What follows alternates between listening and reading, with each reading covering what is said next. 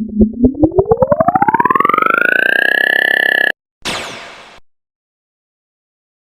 want to just take a second to talk about Stan Lee. Everybody knows Stan Lee, right? You know Stan Lee, Kenny, yes, don't you? Yes, of The course. creator of Spider-Man, Iron Man, Hulk. Well, Hulk, yeah. I mean, Thor, like the comic book version of Thor. You know, Thor is a Norse mythological god. character. Yeah.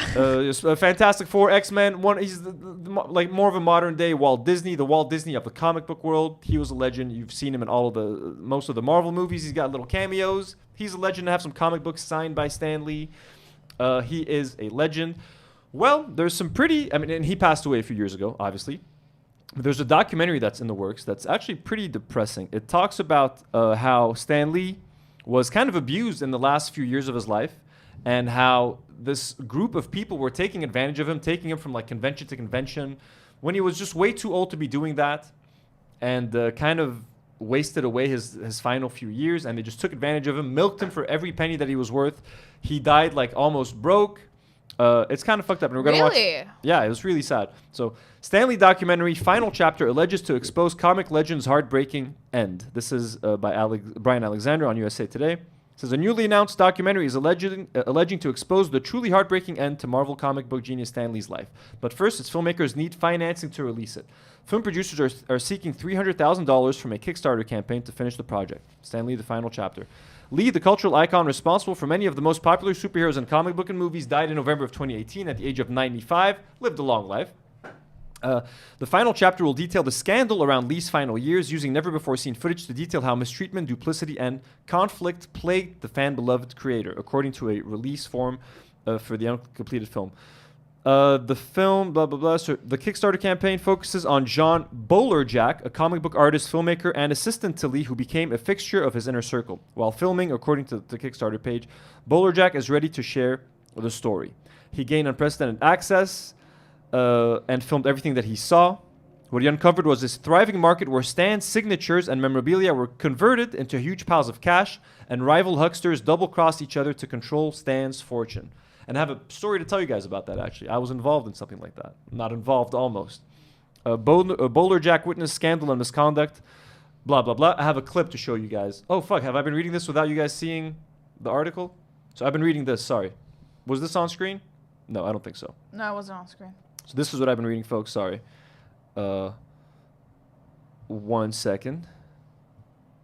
What am I doing? Okay. What do you want to do? Anything interesting in the chat? No. Oh, wait. No. They don't have to be super chats as well, you know. Regular chats as well. I'm sure people have something interesting to say all the time. Yeah. Hold on. Someone sent $5, 2 bits. All the love and support. Fuck Israel. Watch Lebanon under one flag. Mazdashi, stay safe. Well, thank you. And yeah, I mean, for future, like. Yeah. Whatever comment is interesting. Yeah. I know. But no one said anything. I got the clip ready anyway. So here's just a 48-second clip to show you like the kind of abuse that Stan was going through in his old age. Check this out. It's very sad. Thank you very much, sir. God, he's so old. At all. So someone just took a picture with him. Now, are you ready to give a riveting speech? You're going to change lives. I thought I was finished with that. What do I have to do now? It's never over. You what? I said I thought I was finished, but apparently I'm not. No. Once we're done, we'll get out of here. Now what do I do here? Same thing. Talk about you. We'll make some new questions. But I don't have the. Yes, you will. Yes. What? You get your money's worth out of me. Every single penny. Penny, like 5 pennies. So you see that at the end, Stan says, "You get your money's worth out of me," and the guy told him, "Every penny." So here, if you guys can't recognize this kind of environment, they're at a convention, some kind of a comic book convention, like a Comic-Con, Awesome Con, etc. You can go meet famous writers, comic book artists, actors. You can get in line. You can take a picture with them. If they're famous writers or comic book artists, you can get in line to get a comic book signed. They can sketch something on a piece of paper for you. I've been to New York Comic Con in 2014. It was a fantastic experience. I got a bunch of my comic books signed by like writers like Dan Slott. I got to speak to George Perez, who's a fucking legend. I got to see Charlie Cox from the Daredevil series, like sitting far away. I took a picture with Giancarlo Esposito. I took a picture with Cool. I forgot his name. The dude he plays Butcher in The Boys, and he's in the Lord of the Rings and all that. So I once was going to go to another convention in New Jersey to meet Stan Lee, and I was going to go there specifically just to meet Stan Lee. I was living in New York at the time, and I remember paying close to $200 just to meet Stan Lee. So what that $200 would have gotten me was a picture with Stan. And I think he was going to sign one item. And I get to speak with him for like 10 seconds. You know, I'm like, hey, Stan, thank you so much. He would have signed something. I would have gotten a photo. That was $200. I paid an extra $80, I remember, for him to sign an extra item. So I was going to take these two very valuable comics that I had, old Avengers comics that were written by Stan Lee from like the 60s. I had Kang's first appearance and like Avengers number 10. I was going to get Stan to sign them. Maybe a couple of weeks before the convention was supposed to happen, it got canceled. Or I found out that Stan Lee wasn't going to be going anymore because he was kind of tired and he was kind of old and he was feeling sick, so he was going to be canceling his appearance. And that was in around 2015, and I knew back then that like that was probably my last chance to meet Stan Lee. I was like, if I can't meet him now, and the fact that he's canceling, I don't think I'll ever get a chance to meet him. And sure enough, he passed away 3 years later. So I ended up getting a refund, the $280. But again, just keep that in mind. I was going to pay $280 just to spend like 10 seconds next to this guy just so he could sign two items and I'd take a photo with him. I would have paid $1,000. To me, just a chance to tell Stan Lee thank you for changing my life would have been worth it. The problem is, I'm kind of glad I didn't do that because the Stan that I would have seen would have been this Stan. Yeah. Old and tired Stan who doesn't know where he is, Yeah. who doesn't want to be doing this. He wants to be home with his family. I had no idea that he was in this shape when I paid that $280 to meet him. And I'm glad I don't have a photo with him because now I would have looked back at that photo in like disgust, to be honest with you, and in horror that like I was with an elderly man who was being abused by these fuckers who want to milk him. So again, that $280 I was going to pay him, I have no idea how much of that money was going to go into Stan's pocket. It was probably mostly going to go into that fucker's pocket who we can see on screen right now. This dude right here. He was probably the guy pocketing so I don't know how this guy ended up in his entourage. Managing him, I don't know how Stan's family let it get to that point. How did Stan's daughter let Stan be controlled by these people? How was he not taken care of by Marvel, by people like Kevin Feige, the higher ups at Marvel? How do you let a legend like Stan Lee be rolled around like that from convention to convention to be used as like some kind of attraction for people? And again, look, and don't hit me in the comments, but it was like Stan Lee was harassing women. And yes, there was some stories that came out that when Stan Lee was older, he was harassing some nurses at home. He was completely like he has dementia. I'm pretty sure. Like he was saying some creepy shit to some nurses. All right, I forgive him. He was in his 90s. He was sick. I'm gonna give him a pass on that. Also, there's a lot of controversy about Stan Lee's past in the comic industry.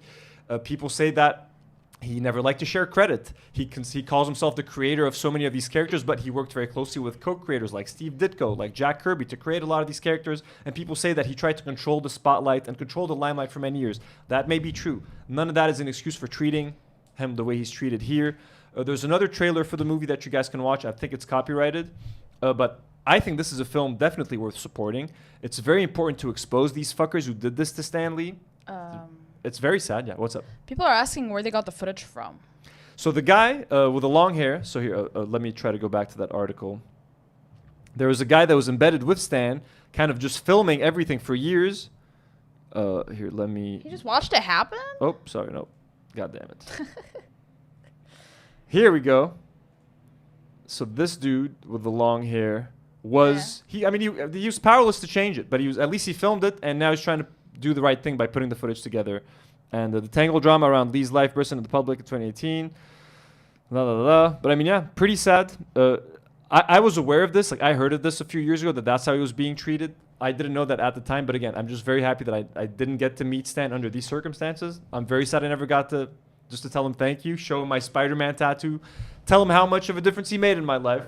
But I hope there's some kind of justice that comes out of this. It's too late for Stan, but the people who did this to him need to pay. To be honest with you, you don't do that to our boy Stan. And yeah. People are asking, are they still profiting off of him? Who's profiting off of his life's work?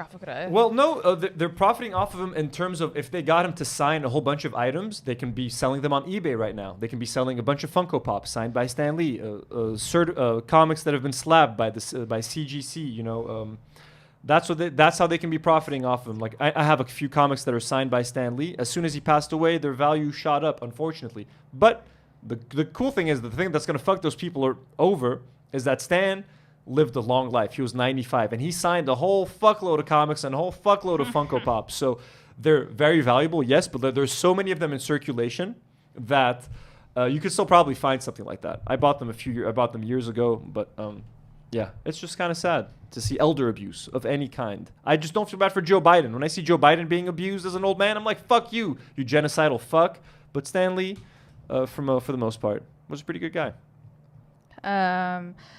Cortex Avery said, Marvel did choose Stan Lee as the face and put the spotlight on him. He may not have pushed back, but it was more for a corporation's decision from what I understand.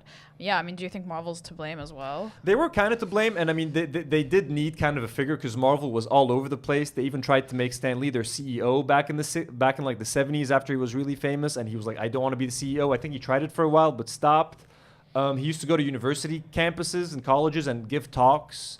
Stan Lee used to be ashamed of being when Stan Lee started writing comics, he was ashamed. He used to, he never used to want to, he created the name, his name is Stan Lee Lieber. That's his real name. He never wanted to, he was ashamed to use his real name in writing comics because he felt like it would be too embarrassing. He wanted to be like a novelist or something later in his life. So he changed his name to Stan Lee. And then eventually he became the legend that he is today.